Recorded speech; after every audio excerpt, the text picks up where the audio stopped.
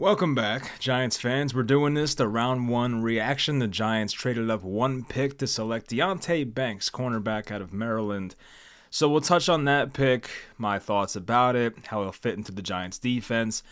And I think towards the second half of this video, we'll just talk about the rest of the NFL draft. I mean, I'm thinking to myself, it's already 12:30 for me right now. Like, what's the point of going to bed on time? Like, I don't know. I have like the devil on one shoulder, the angel on one shoulder saying, go to bed, you have work tomorrow. And then one's like, oh, it's the NFL draft, just stay up. So yeah, I'm staying up for this thing. So we'll go over the pick. Hope you guys enjoy. Leave in the comments your reactions to this pick.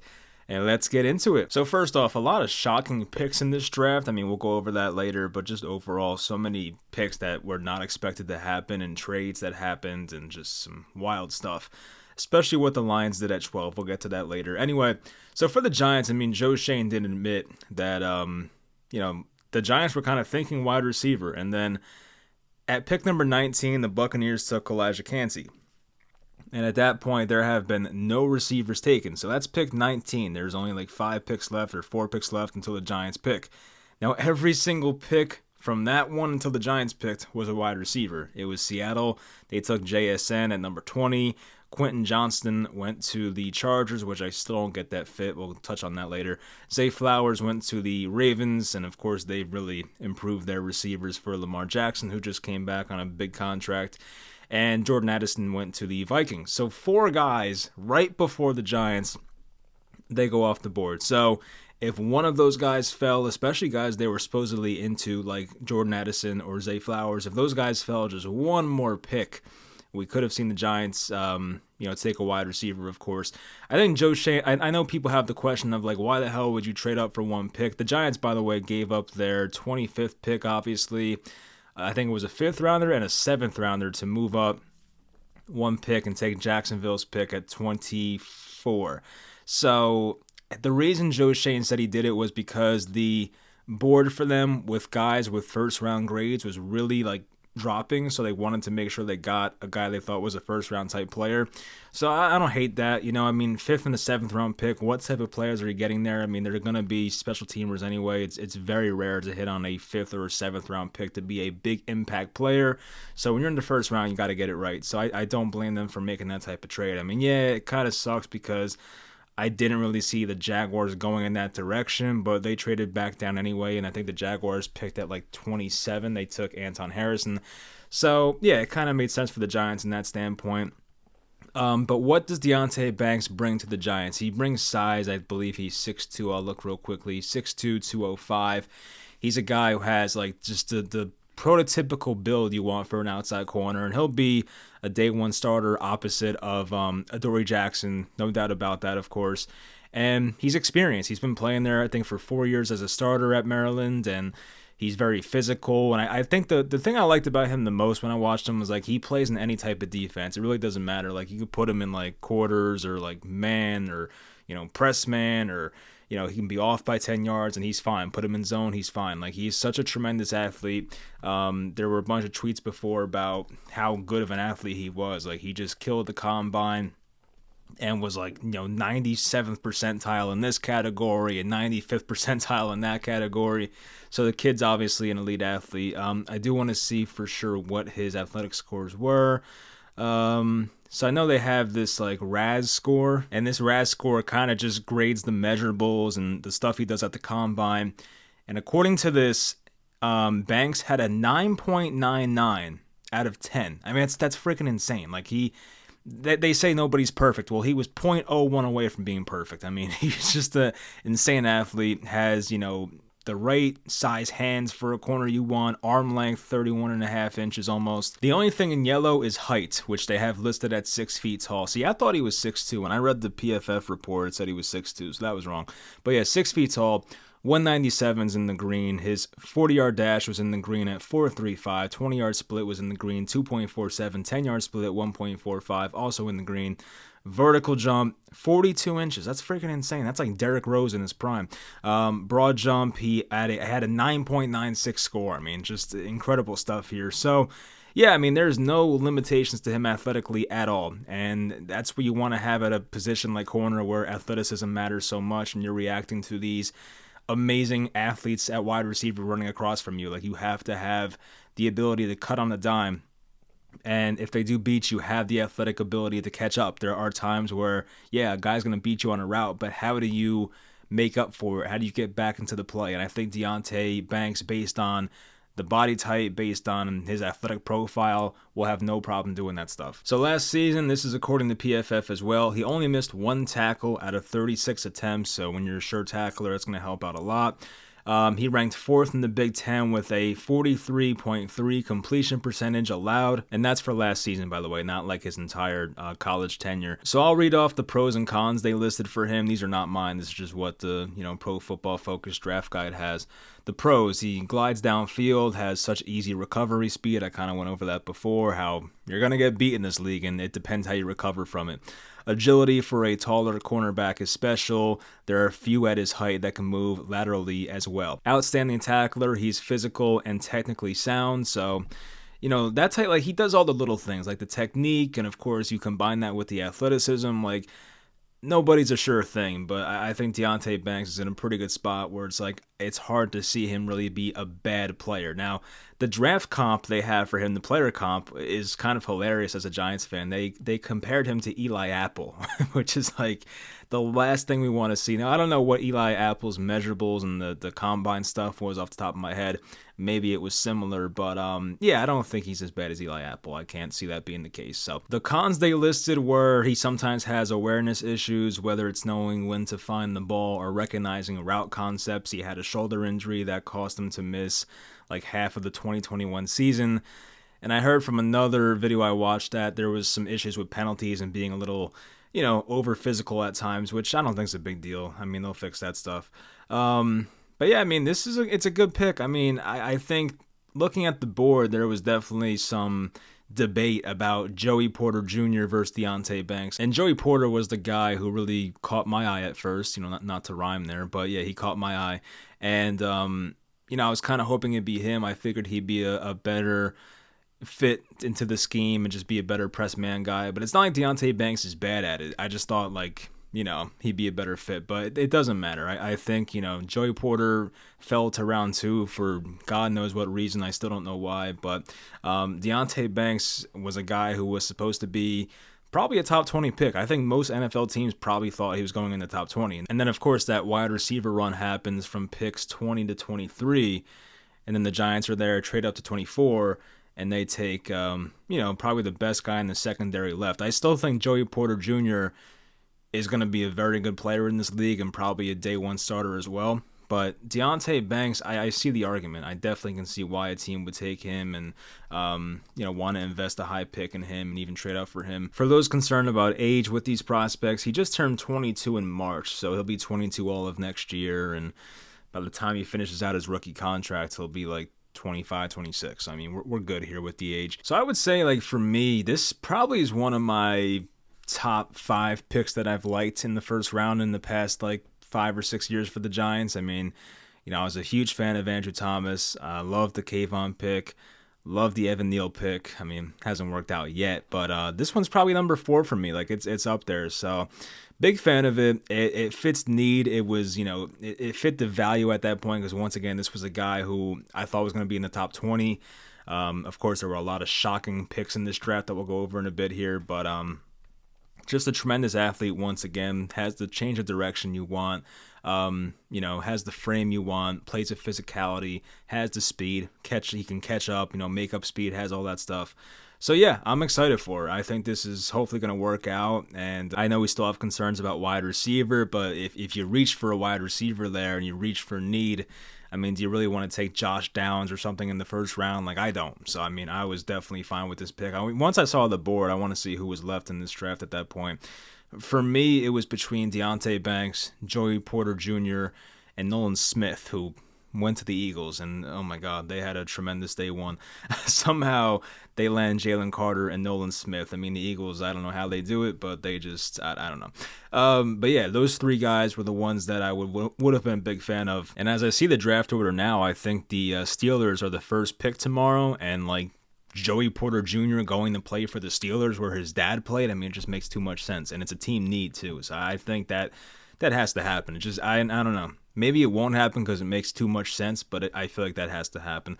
But But yeah, I mean, I don't really do draft grades every year for the Giants, but I think this is like somewhere from an A to an A minus. Like it's really good. Probably doesn't get an A plus because you had to trade up one pick to get this, and that's, you know, you don't want to do that obviously, but it's not the end of the world. Once again, it's a fifth and a seventh. It probably won't kill you. So the Giants already had a lot of draft assets in this particular draft. And I do believe Joe Shane said in one of his pressers recently that, like, don't be surprised if we do move up. We have the ammo. And I was like, I was hoping, I was telling my friend who's also a Giants fan, I'm like, let's move up to 19 and try trade with the Buccaneers and try to get JSN. But the Giants, I guess, didn't feel that way. And there could have been a situation where the Giants kind of got, you know, a little fooled there at the end because they might have seen Kancey go at 19 and you still have 4 wide receivers on the board and there's like 5 picks until you pick. And then they might be thinking to themselves, there's no way every receiver we want is going to go off the board in these next 5 picks. And it just happened to play out that way. So, you know, maybe it was a bit unlucky, but I think this did work out pretty well. And the Giants do have some, you know, good receivers left on the board. There's guys that can take tomorrow, of course, and I'll have a reaction to that as well. I don't know if it'll be right away. I might wait till Saturday. It depends. You know, I might be tired as hell tomorrow, so we'll find out. But anyway, all right, let's get through the rest of the draft real quick. Bryce Young first, no surprise. CJ Stroud kind of surprised me. I think the betting odds at that point was Will Anderson all day. He was like, I think a minus 150 or so last time I checked, and I figured it'd be him. But then, of course, the Texans shockingly trade up. And they trade up again after taking Stroud number 2, trade up with the Cardinals and take Will Anderson. So the Texans get 2 of the first 3 picks in the draft. You don't see it very often. There was the 1 year, it was 2018 draft, the Saquon draft, where the Browns took Baker first, and then they took Denzel Ward, I think, 4th. So 1st and 4th. You don't see many times where a team has like 2 top 5 picks. My guy, Anthony Richardson, goes 4. Shane Steichen, who came over from the Eagles, now the head coach, probably saw the same upside that everybody else sees and just says, hey, if I can get the best out of that kid, he might be one of the best quarterbacks in football. I would have been a bigger fan of him going to Seattle because they already have Geno and they could just comfortably sit Richardson behind Geno for a year and not worry about it. So my concern is like the Colts kind of suck. And you don't want to have Sam Ehlinger there as your starter for most of the year. So I feel like they may rush Richardson, which it might not be the worst thing, but you do want to make sure he's ready. But I do think the floor with him rushing the ball with Jonathan Taylor, you know, it's not a bad thing. So we'll see how that plays out. Devin Witherspoon went to the Seattle Seahawks. That was kind of a surprise. I was expecting Jalen Carter. That did not happen, as we know. Paris Johnson Jr. was definitely talked about going to the Cardinals. They get him via the trade back with the Texans, I believe it was. Actually, no, that was the Lions pick, and then the Lions traded back, and the Cardinals traded back up. A lot of freaking trades today. Tyree Wilson went to the Raiders. Makes a lot of sense from a schematical standpoint. I kind of like that pick for them. Bijan Robinson, oof. Another running back, top 10, number 8 to the Falcons. That was like one of the more obvious picks. I think I had that in every mock draft I did. I did like 3 of them, and I think Bijan was going to the Falcons in every one of them.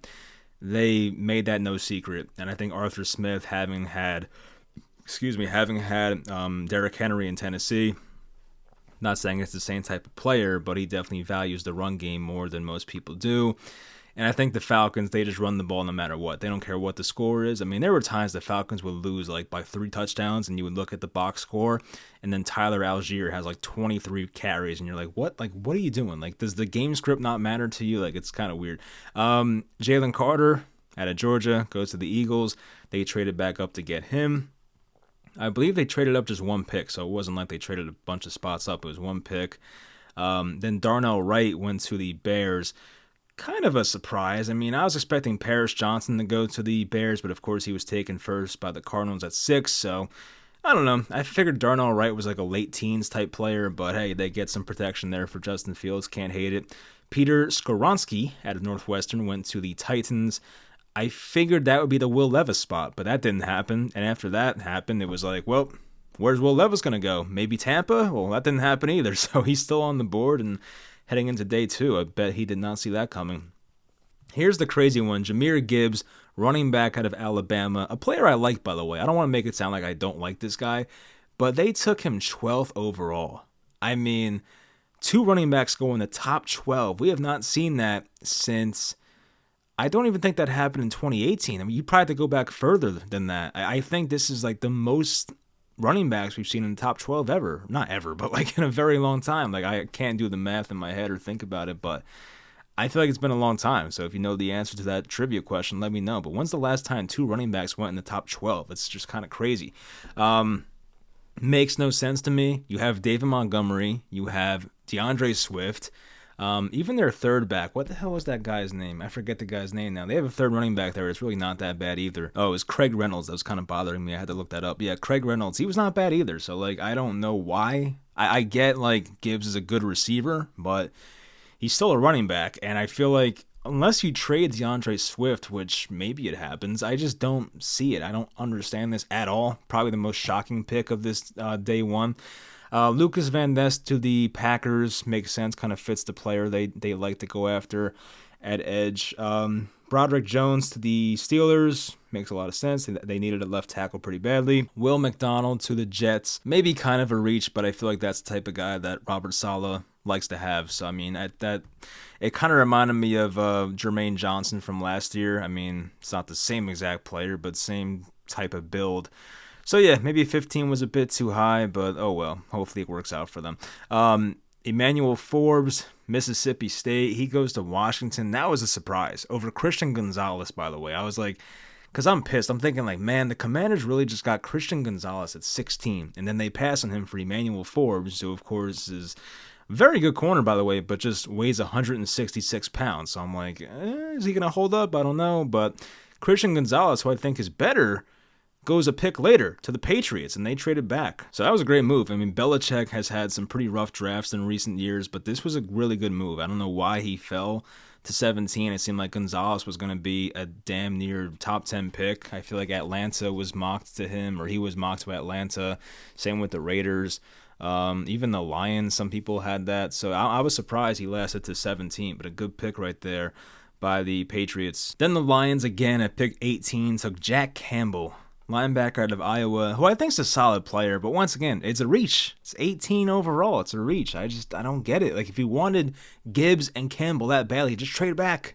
You didn't need to take them there. It's just stupid. I understand the saying, get your guy, but not to the point where you were reaching like a half round more than you need to. Which is, I don't get it. So the Lions had a lot of great things going for them. And then they had, Jamison Williams gets busted for the, betting on games. I think they bet on MLB games too, which is the weird part, but still. He's suspended for 6 games. They released Quintez Cephas and some other receiver. So ever since then, it's like, what the hell has been going on with the Lions? And these picks today just didn't make much sense. I feel like Lions fans are just probably not happy with that, but I don't know. It's not my team, not my problem.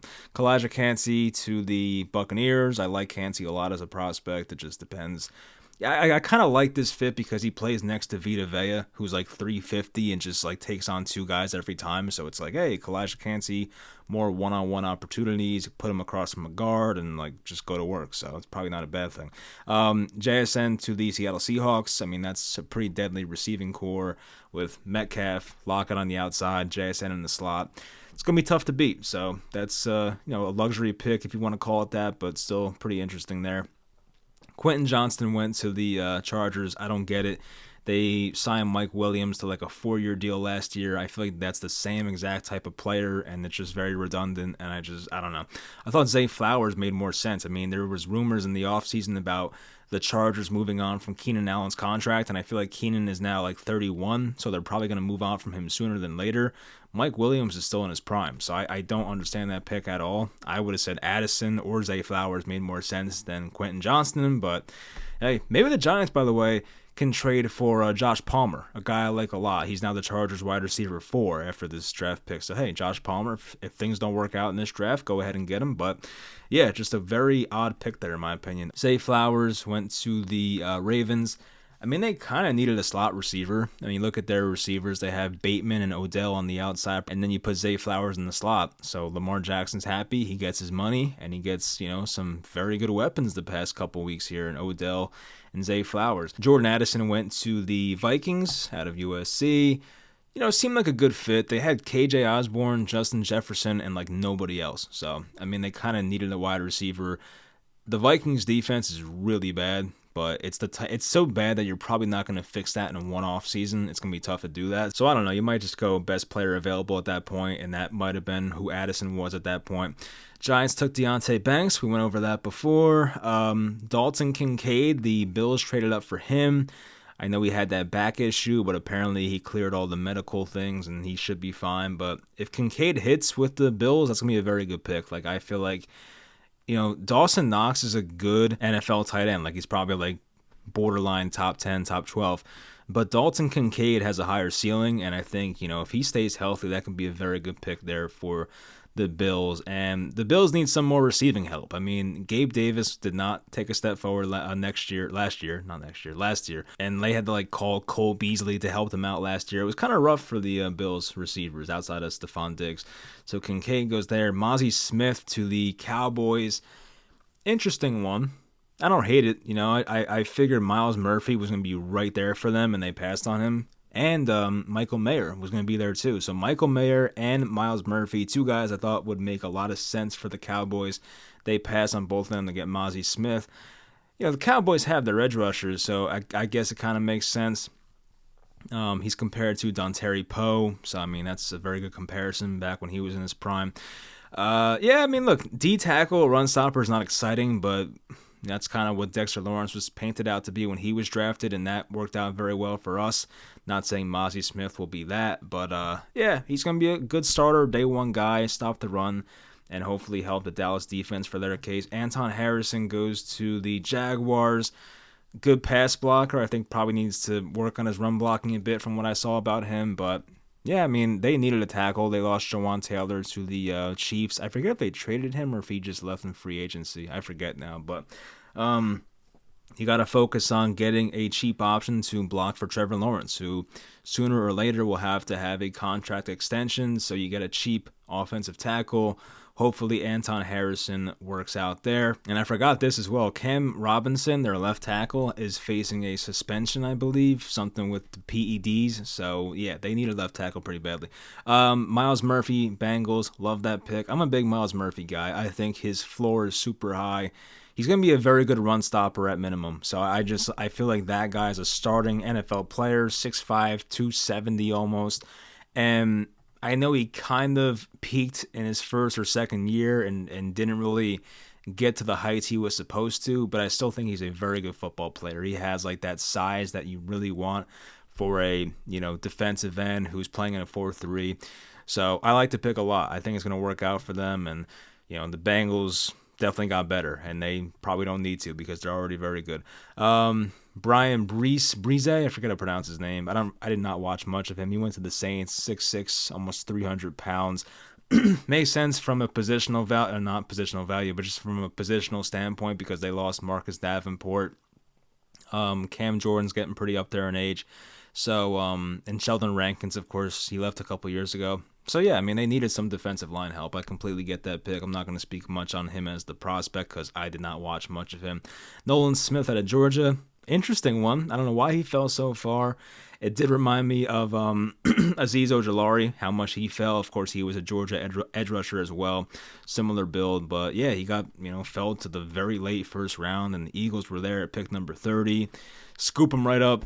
And, yeah, the Eagles have arguably the best day one of any team out there, which they did not need either. Then at 32, I don't know how to pronounce his name. Felix Unadike Uzama, something like that. I watched him play a couple times, and I was pretty impressed. A lot of explosiveness for a guy who's listed at 6'3", 255. So I know the Chiefs have some needs at wide receiver, but those top-end guys were gone. Maybe they were hoping that a guy like Quentin Johnston would fall to them. Didn't happen. So, hey, get yourself another edge rusher. You can never have too many of those guys. As I said, when I watched him, I was a fan of him. I could definitely see a path for him being a very productive NFL edge rusher. So, don't mind the pick there. I mean, yeah, there were some very weird picks in this draft, as I said. I mean, just the Lions picks at 18 and 12 were just crazy. Even C.J. Stroud at number 2 was kind of surprised. I feel like if you really thought about it, because I think for a while, a lot of us were just sure it was going to be Bryce Young, C.J. Stroud, first 2 picks in a certain order. We didn't know who was going to go where, but like a month ago, it was like, oh, it's Young, Stroud, or Stroud, Young.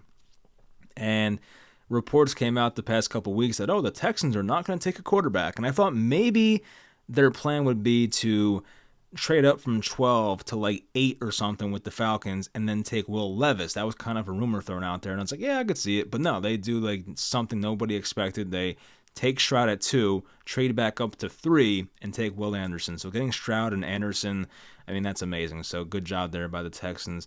So yeah, Eagles, great draft, honestly. Lions were just awful.